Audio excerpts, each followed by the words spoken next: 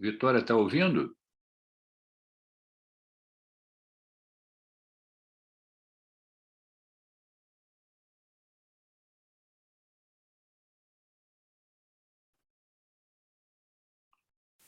Vitória, está ouvindo?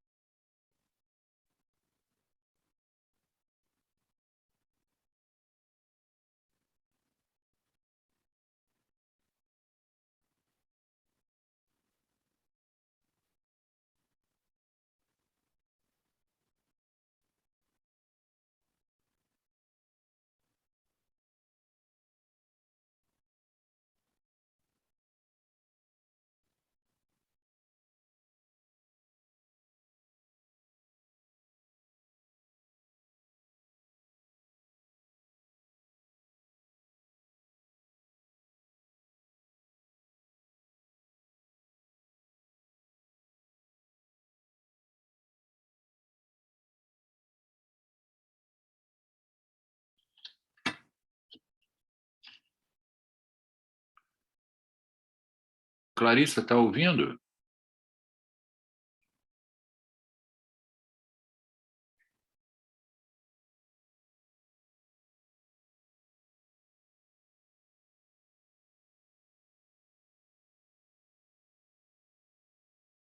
Está tudo bem, Clarissa?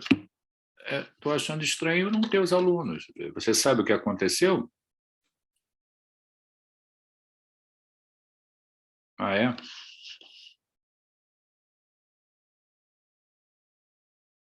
Tá bom, eu estou aqui esperando.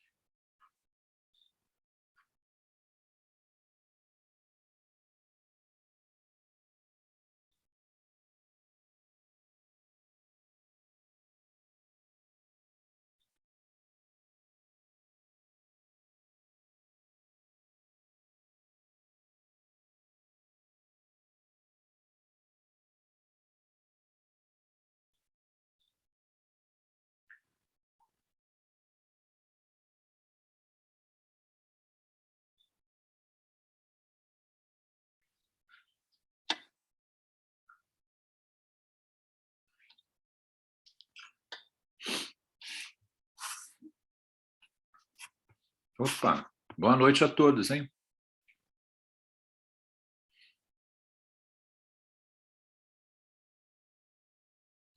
Vocês haviam esquecido da aula, né? Estou aqui.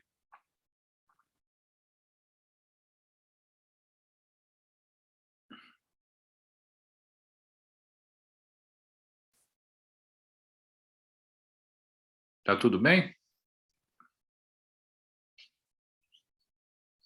A gente pode começar?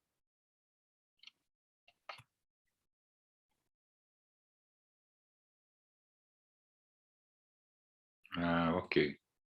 Ok, Clarissa. Então, olha só, vamos lá. Primeiro, dizer que é um prazer estar novamente aqui com vocês para dar continuidade aí ao nosso conteúdo de escolher com sabedoria em medicina, né? Hoje nós vamos falar sobre alguns temas relacionados à reumatologia, né? Tratamento de doenças reumáticas e algumas recomendações colocadas ali pelas sociedades de reumatologia canadense, americana, australiana, né? Algumas recomendações que as sociedades colocaram ali para alguns problemas que eles colocam como comuns, né, na especialidade, na área de atuação, e como é que é resolvido, né? Então, deixa eu compartilhar com vocês aqui a tela.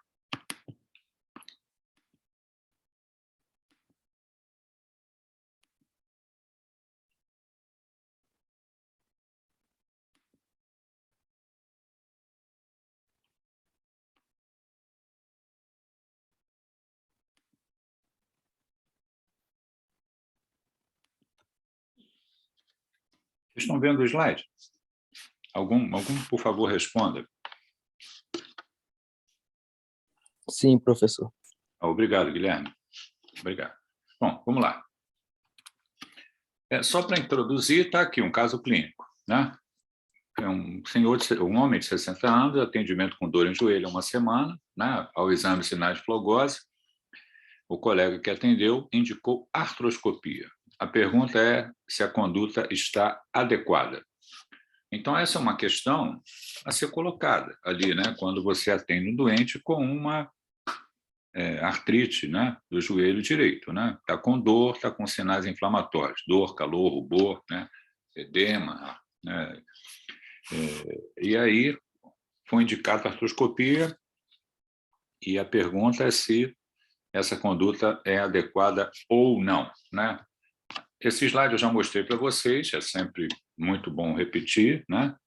Os fundamentos aí da escolher com sabedoria em medicina são baseadas em evidência científica que se traduzem numa necessidade de ser implementada no paciente, ou ser prescrita para o paciente. A gente deve levar em conta sempre, em qualquer teste ou procedimento proposto, os riscos inerentes, se existe duplicidade, né, nesses testes ou nos procedimentos, né, e se ocorrer duplicidade, naturalmente, não precisa, normalmente a gente vai escolher um para fazer o teste, né, o exame ou o procedimento, e custo, né?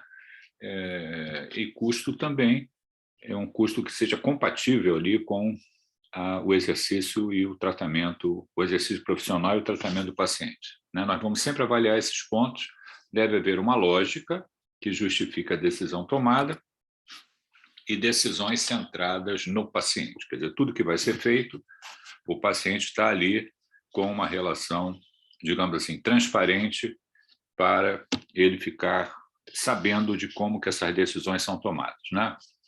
Bom,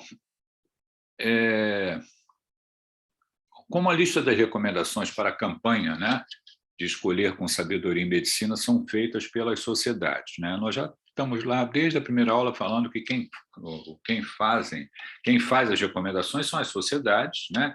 E como é que elas operam isso, né? Vamos lá. A sociedade normalmente cria uma força-tarefa para supervisionar a criação das recomendações. É adotado um processo com várias etapas, combinando metodologia de consenso e revisões de literatura para chegar às recomendações finais.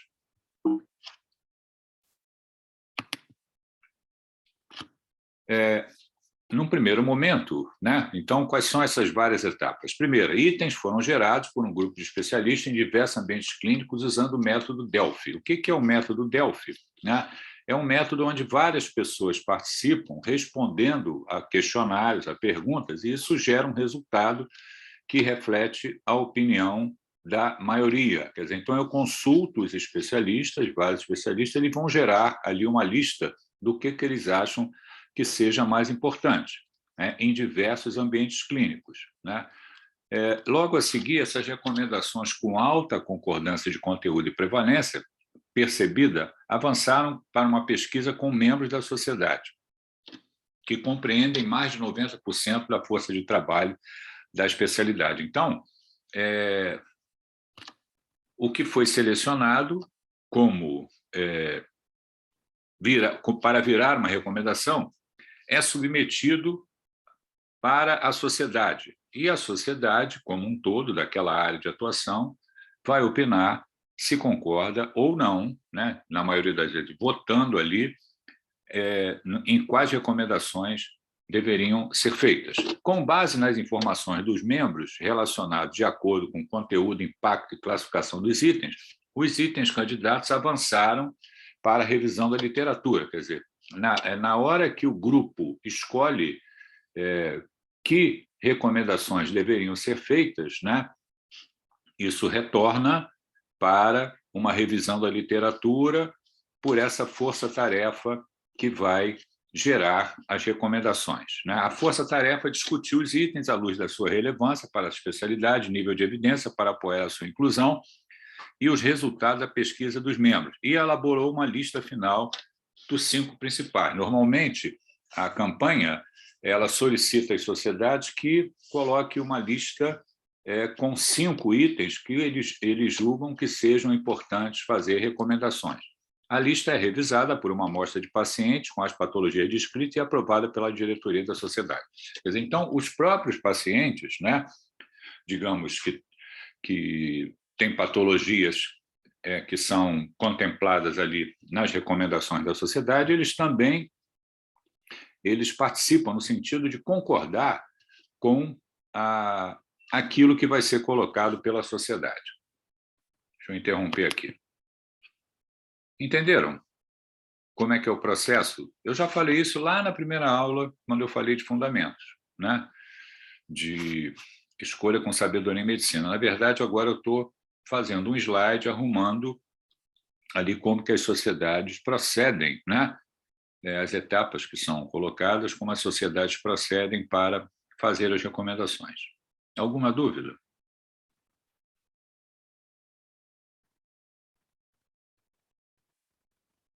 Alguma dúvida ou não?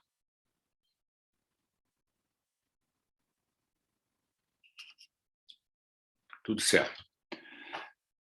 Veja bem, então eu vou voltar lá na pergunta, né? Se um paciente atendido com uma artrite do joelho, eu indico artroscopia ou não? Alguém quer se arriscar? Dizer se a conduta é adequada ou não? E por que é adequada ou por que é não adequada?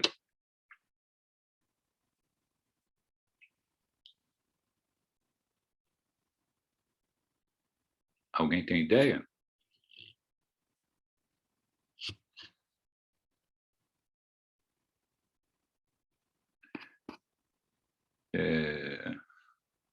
O processo é longo, né?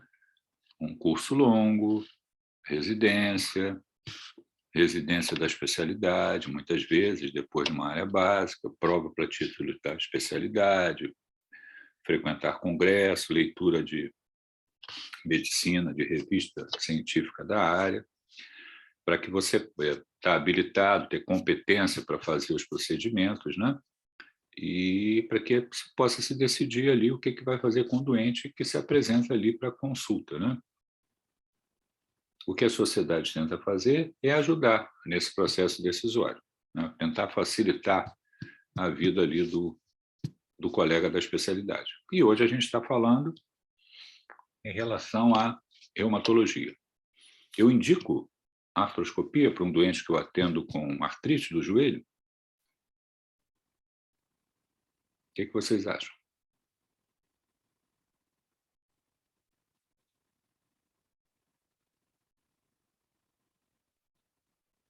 Ninguém tem opinião?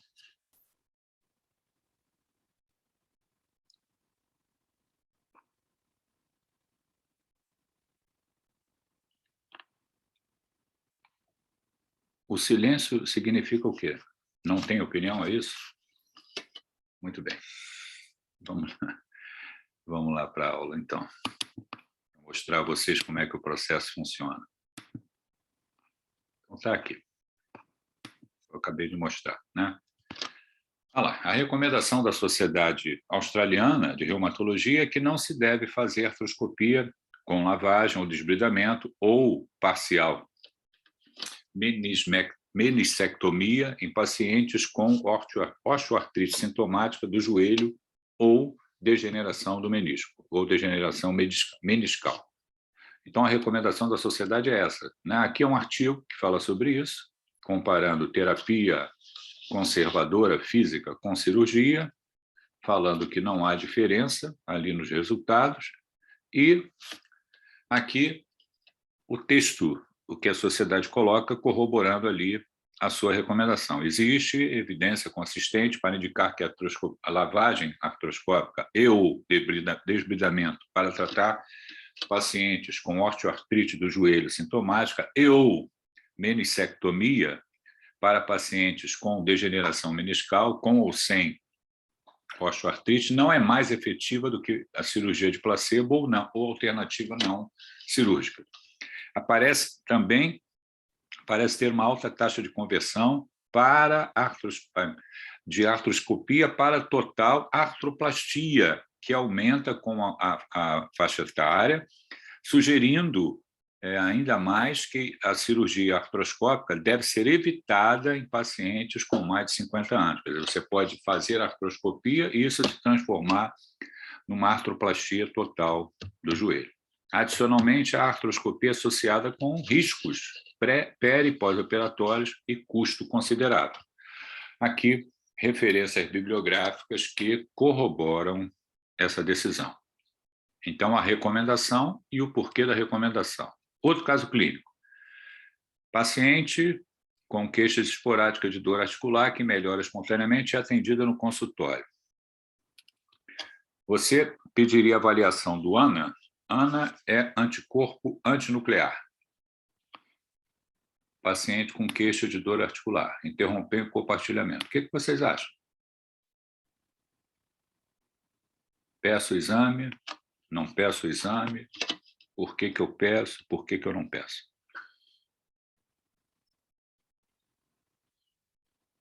Hein?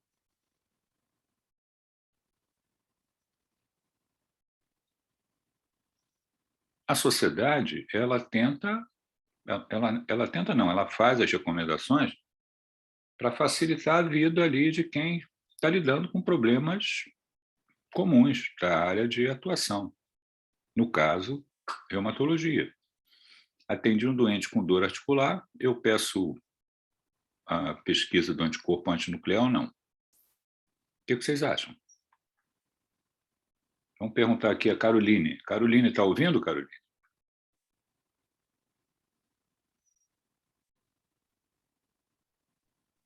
Tô sim, professor, E aí? mas eu não sei. Não sabe? Não, é compreensível, você está aprendendo, né? Você está durante o curso, é assim mesmo. Mas veja, no futuro, tudo que nós vamos fazer, o que vocês vão fazer, em relação a decidir o que se faz ou não com o doente, tem que ter uma lógica. Imagine que alguém vai perguntar para você, né? Por que está pedindo o anticorpo antinuclear? Você vai dizer, eu estou pedindo por isso, por isso, por isso, ou então, eu não estou pedindo por isso, por isso, por isso. Tem que ter uma explicação. Não pode ser simplesmente, tudo bem, o doente, eu não atuo nessa área. Essa área é uma área própria ali da reumatologia. É melhor a senhora conversar com a reumatologista. Tudo bem, faz parte, né? Eu não tenho condições de dar essa resposta, é melhor a senhora procurar o especialista. Você pode dar essa resposta, né? Mas se você é da área da reumatologia, você tem que saber. e da onde vem, o porquê, né?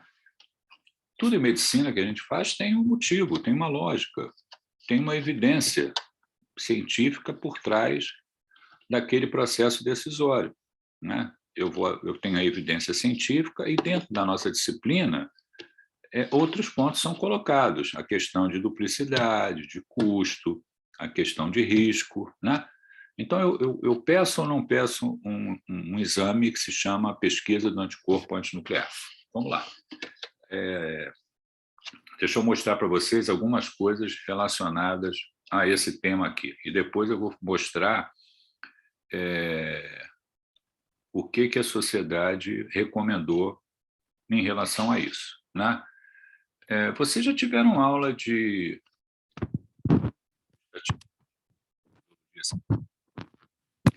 Quando a gente faz um teste diagnóstico, para saber se alguma doença está presente ou não está presente, o que a gente leva em consideração ali em relação ao teste diagnóstico? Vocês lembram disso?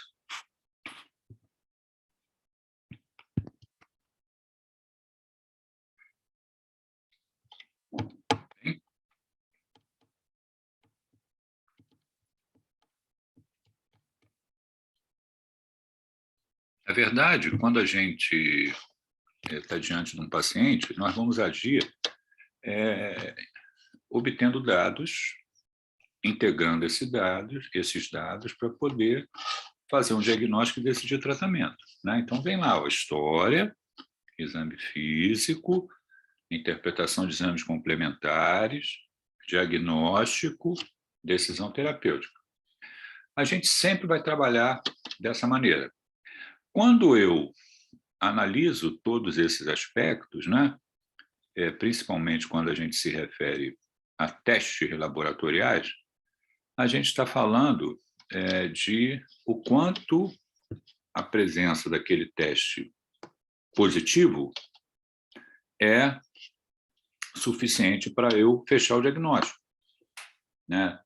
Isso chama-se sensibilidade, né? E o quanto aquele teste vai estar positivo somente em pessoas com aquela determinada patologia.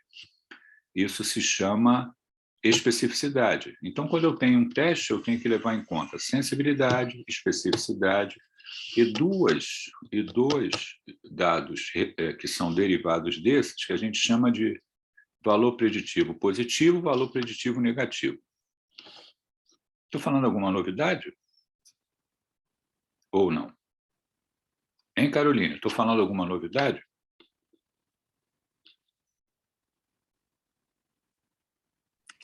A gente já ouviu falar sobre isso na faculdade, né? Ao longo dos anos. Mas você vai usar isso sempre, porque senão a gente corre risco, por exemplo, de pedir um teste sem necessidade, um exame sem necessidade. Os exames que eu peço, eles estão sempre relacionados àquela questão ali do paciente que eu estou vendo, né? Eu preciso do exame para quê? Para acompanhar o doente? Eu preciso do exame para quê? Para fazer o diagnóstico? Eu preciso do exame para quê? É dessa maneira que a gente vai sempre agir. Jamais vamos pedir exames que não tenham implicação ali em questões diagnósticas e terapêuticas do paciente que eu estou vendo, senão eu explodo o custo da medicina, entendeu?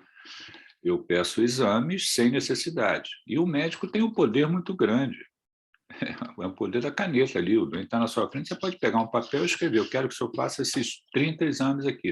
Ele vai fazer e vai levar para você.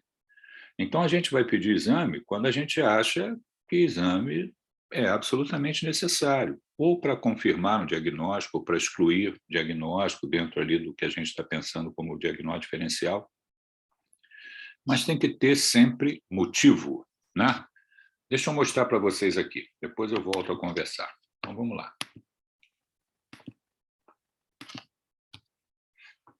Aqui é um estudo que fala sobre a avaliação da efetividade dos testes diagnósticos, né? Ele coloca 3 itens, né? Mas, na verdade, ele está se referindo a isso aqui, ó, sensibilidade, especificidade, valor preditivo de um teste para a presença da doença, né? Como é que eu calculo, né, um teste positivo, teste negativo, e aí eu tenho o A, B, né, CD, né, o ABCD, quer dizer, o verdadeiro positivo, o falso positivo, o teste negativo, o falso negativo e o verdadeiro negativo. E, a partir daí, eu calculo a sensibilidade, a especificidade, o valor preditivo positivo e o valor preditivo negativo. Então, um bom teste para fazer diagnóstico é aquele que tem uma alta sensibilidade e uma alta especificidade. Vou repetir, um bom teste em relação a diagnóstico de uma patologia é aquele que tem alta sensibilidade, alta especificidade. Se ele está negativo, ele praticamente exclui a presença da doença. Isso se chama valor preditivo negativo alto, né? Isso é verdade quando eu faço um teste para pesquisa de anticorpo antinuclear. Quer dizer, para que eu peço esse exame, né? Eu estou atrás de qual diagnóstico, né? Aquele paciente que eu estou atendendo, ele tem critérios clínicos que me fazem pensar na possibilidade de uma doença autoimune, por exemplo, lúpus eritematoso sistêmico. A história que eu mostrei, ela não tem essas características, né? De um quadro sugestivo de lúpus eritematoso sistêmico. Uma outra doença reumática que poderia também ter presença de autoanticorpos, a artrite reumatoide. A doente também não tem essas características. Então, aqui os 4 padrões que podem estar presentes ali, naturalmente, são os mais comuns quando tem um teste de anticorpo antinuclear positivo. Cada um deles tem um significado. Aqui tem um texto que fala da significância de um teste de anticorpo antinuclear, né? Fala do título, aqui ele se refere de positividade a partir de 1 para 40, e ele comenta que boa parte da população normal, ou seja, sem patologia nenhuma, pode ter um teste a uma diluição de 1,40. Então, a gente tem que ter cuidado com a interpretação desse teste, que ele pode ser detectado e isso não significar presença de doença autoimune, por exemplo, lúpus eritematoso sistêmico. Aqui, comparando, né, a clínica de lúpus e artrite reumatoide, aqui critérios clínicos para fazer diagnóstico que sugerem o diagnóstico de lúpus eritematoso sistêmico, aqui critérios diagnósticos, né, definição de critérios diagnósticos para lúpus eritematoso sistêmico, aqui os critérios da sociedade para fazer diagnóstico, onde você tem que encontrar determinadas positividades para poder fazer o diagnóstico de lúpus, ou de lúpus possível, ou de lúpus provável. Aqui falando o que eu acabei de falar, possível lúpus, provável lúpus, aqui as doenças que estão associadas com um teste de anticorpo antinuclear positivo. Aqui um textozinho do que significa.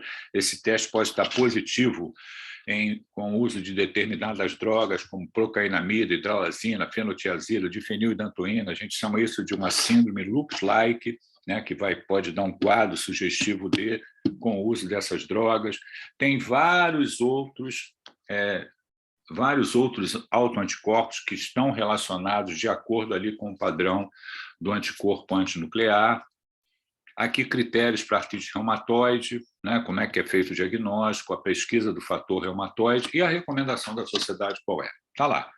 Não faça teste de anticorpo antinuclear sem sintomas ou sinais sugestivos de doença reumática sistêmica. Então, a resposta é não pedir. Por quê? Aqui é um artigo que fala sobre isso, né? E fala ali o que a literatura mostra, né? São presentes em pacientes saudáveis e o teste de anticorpo antinuclear é somente útil em pacientes com sintomas ou sinais de doença reumática, quando ele ajuda na confirmação ou exclusão de doença do tecido conjuntivo sistêmico. Um teste, o teste de anticorpo antinuclear tem um valor preditivo negativo alto, muito alto, para excluir doença do tecido conjuntivo como a causa do sintoma do paciente. Entretanto, um teste positivo não tem um valor preditivo positivo alto para diagnosticar essas condições isoladamente. E muitas vezes eu tenho que pesquisar outros, né, autoanticorpos para acuradamente diagnosticar e classificar essas condições. Aqui é a referência bibliográfica. que levou a essa recomendação da sociedade.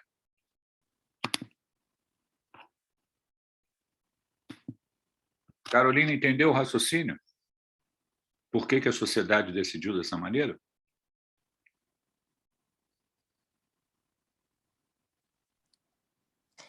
Entendi sim, professor. Ainda assim, quando passa uma informação para a gente pela primeira vez, fica um pouco difícil assim de você processar tudo 100%, mas entendi sim.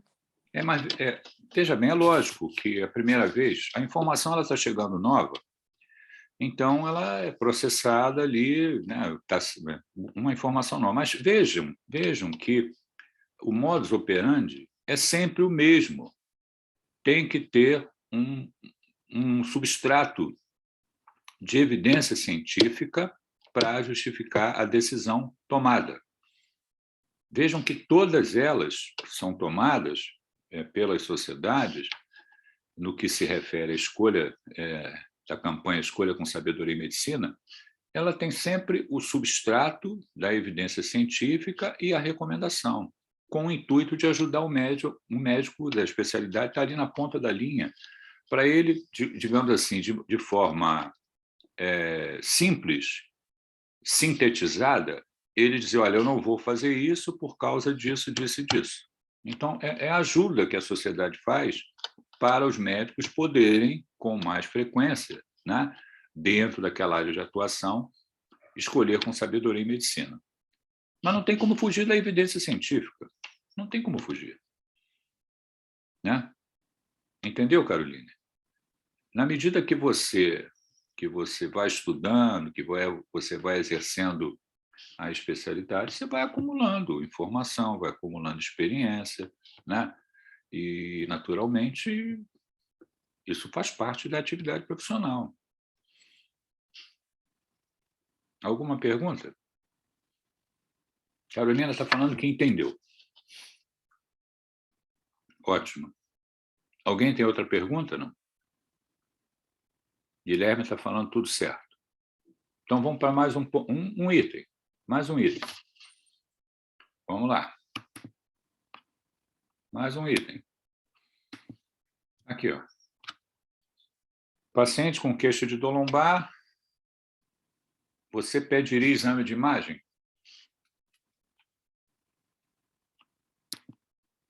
E aí? A gente chegou lá no consultório, estou com dor nas costas, doutor. Não consigo andar, está doendo muito. O que eu faço? Raio-x de coluna lombosacra, tomografia de coluna lombosacra, ressonância de coluna lombosacra. O que eu faço?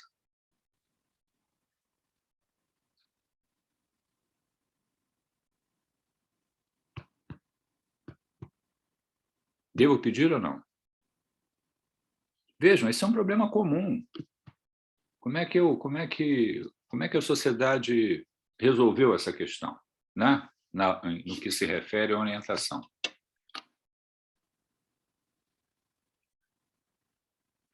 Isso. Mas acho que depende do nível dessa dor. É verdade. Né? Quanto tempo tem dor? Se os episódios anteriores melhoraram quanto?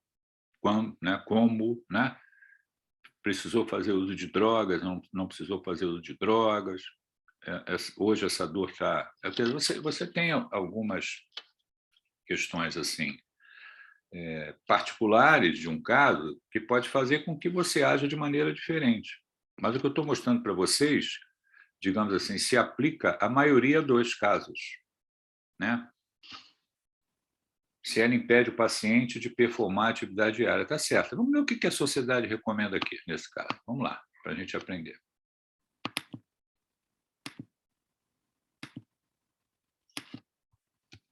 Aqui é um artigo que fala de ressonância nuclear magnética em dor lombar, né, relacionada à atividade profissional aguda, né, que está ali impedindo o paciente de exercer as suas atividades. E está falando da imagem obtida por ressonância nuclear magnética. É um artigo publicado, objetivo, sumário, métodos, resultados. Vou ler a conclusão. Né? Olha lá.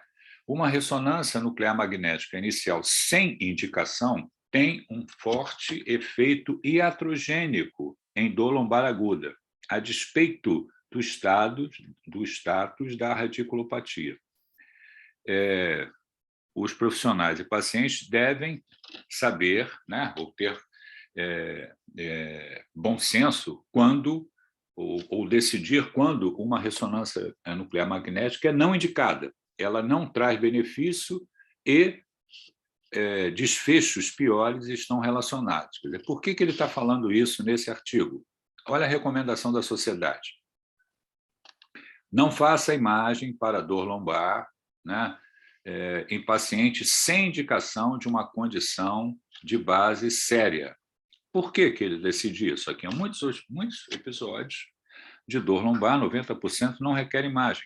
A imagem pode identificar sinais incidentais irrelevantes e aumentar o risco de exposição a desnecessário, algumas vezes tratamento invasivo, em adição, aumentando os custos. Para pacientes com dor lombar e nenhuma sugestão de condições de base séria, não há diferença significante na dor ou desabilidade, né, desfecho da desabilidade, entre imagem imediata quando comparado com cuidados usuais sem imagem. Aqui a referência bibliográfica. Ou seja, o que a Sociedade Australiana está recomendando de reumatologia é para não fazer, na grande maioria dos casos. A não ser que você detecte que existe uma condição. Olha o cuidado que ele coloca ali. Você pode encontrar algumas anormalidades no exame de imagem que acabam levando, né, a tratamentos invasivos, né, aumentando o custo do sistema e, muitas vezes, sem necessidade. E, a maioria das vezes, a dor pode ser tratada de maneira usual, sem a realização da imagem. Eu não estou dizendo para vocês que não vai ser feito em todas as situações, como alguns de vocês já colocaram ali. Mas, para a maioria dos doentes, o tratamento pode ser feito sem a realização da imagem. Entenderam o raciocínio da sociedade? E com substrato científico. Com substrato científico. Aí você pode, não, mas eu vou pedir exame de todo mundo, vou pedir ressonância de todo mundo. Está errado. Não é para fazer isso. Não tem evidência científica que diga que isso deve ser feito. É o que eu estou mostrando. É o que a sociedade está recomendando.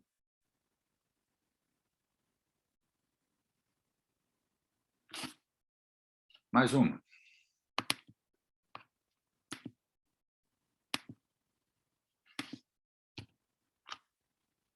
Paciente com bursite.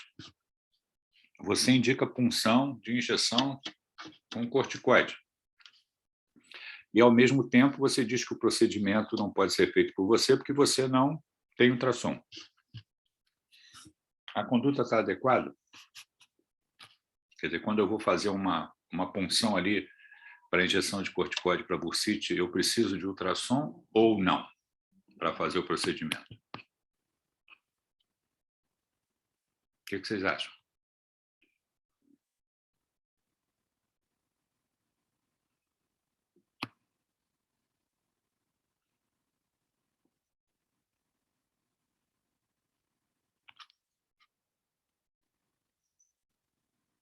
Vamos perguntar um de vocês.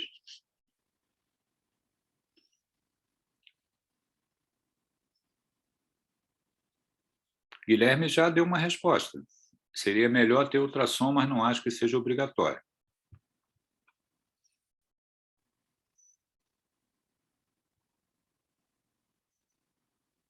Guilherme está aprendendo a dar uma saída, né, Guilherme?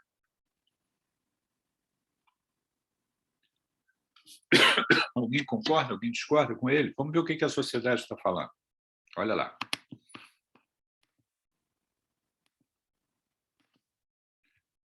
Aqui é um artigo que fala de injeção de glicocorticoide, né, para dor no ombro, né, guiada por ultrassom ou cega, quer dizer, sem estar guiado por ultrassom.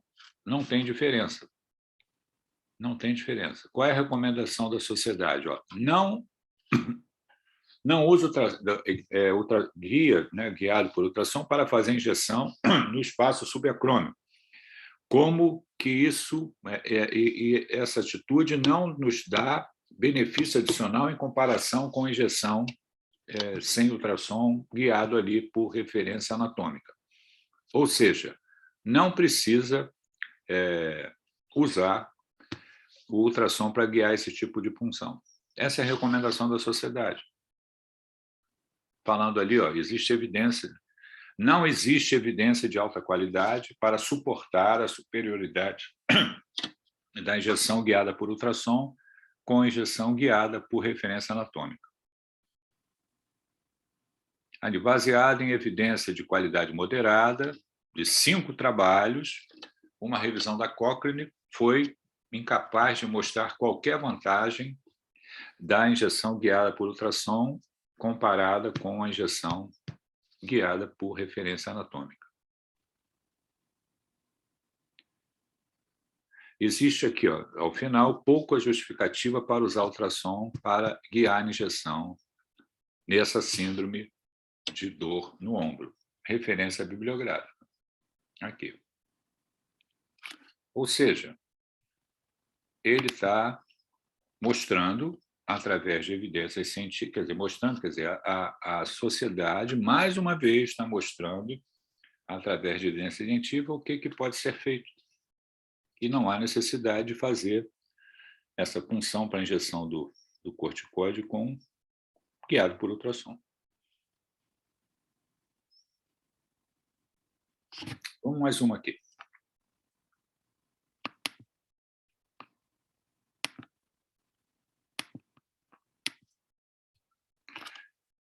Paciente atendido com dor articular, trociana negativo, né? Anticorpo antinuclear negativo. Aí eu pesquiso o anticorpo anti-DNA de dupla hélice. O paciente tem lá um quadro reumático, tem dor articular, e trouxe anticorpo antinuclear negativo. Eu preciso ou devo pedir a pesquisa do anti-DNA dupla hélice? O que a sociedade respondeu? Vamos lá. Aqui, ó, a conduta está adequada? Aqui, falando dos anticorpos anti-DNA, né? Dupla hélice, para que eles servem, em que tipo de patologia eles podem acompanhar a evolução, confirmar o diagnóstico, né? Aqui um artigo falando de recomendações internacionais para avaliar autoanticorpos, né? E a recomendação da sociedade: não peça anticorpo anti-DNA dupla hélice em pacientes com anticorpo nuclear negativos, a menos que a suspeição clínica de lúpus eritematoso sistêmico permaneça alta. Quer dizer, se você está achando que é uma clínica bastante sugestiva de lúpus eritematoso sistêmico, você deve pedir, se o anticorpo antinuclear for negativo, você pode pedir esse tipo de anticorpo, porque ele tem, digamos assim, uma positividade grande em pacientes com lúpus eritematoso sistêmico. Mas somente nessa condição. Aqui, o texto corroborando e as referências bibliográficas.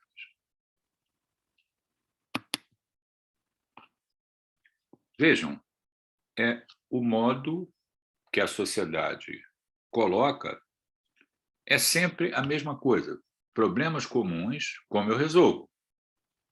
Problemas comuns, como eu resolvo? Eu preciso de substrato científico e uma lógica levando em consideração duplicidade, custo, risco e o quanto esse procedimento ou exame trará benefício para questões relacionadas ao diagnóstico e tratamento do paciente. Então, trouxe algumas questões de reumatologia. Alguma dúvida?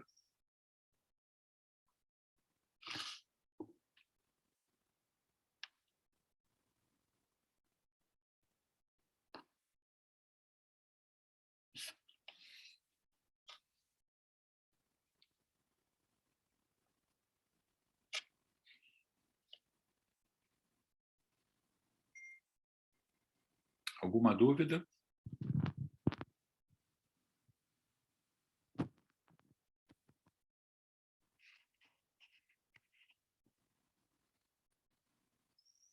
Caroline, alguma dúvida?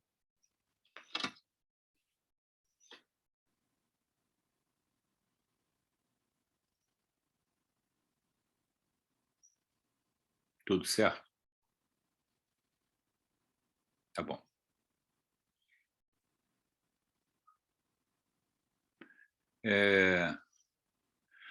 Muito bem. Então, vamos lá. Eu vou pedir, então, para vocês colocarem o nome, a matrícula e sair de sala. A gente se vê novamente mais adiante, com outra área de especialidade. Tá bom? Outra área do conhecimento. Valeu, professor. Obrigadão pela aula, hein? Um abração, hein? Aproveitem aí o feriado para descansar um pouco, tá? E se cuidem também. Um abraço, hein? Obrigada, professor. Boa noite. Boa noite. Boa noite, Vitória. A todos vocês também.